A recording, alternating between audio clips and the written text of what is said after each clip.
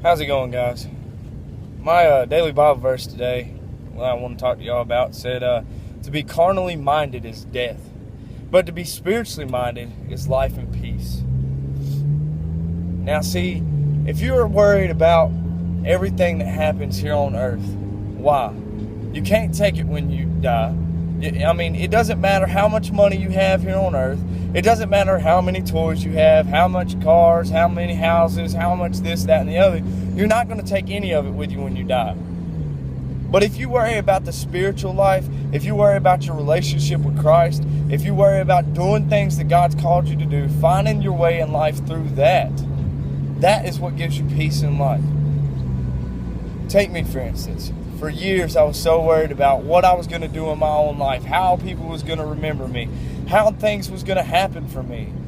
But then whenever I started focusing on what God wanted me to do, I found peace. I'm going to go ahead and tell y'all, I am so far in debt for a 24-year-old that it is unreal. It is absolutely unreal how much debt I have. But it doesn't faze me because I know God's going to provide. I know God's going to provide me the money that I need to pay my bills and to take care of my family. I know God's going to provide me with food. He's going to provide me with transportation because I need it to get back and forth to work. Now, see, the thing about it is, like I said yesterday, if you ask and you shall receive. When you ask God to come into your heart and you become a Christian, your desires of your heart changes to be the desires of what He wants, to be the desires of God's will. So therefore, your desires becomes God's desires. And what God wants will happen. So if you could think of it that way, think about how beautiful heaven's going to be. Think about the blessings we're going to have in heaven. Don't worry about what you have on this earth. You might be driving a jalopy Honda like I do. You might be living with your mom and dad like I do.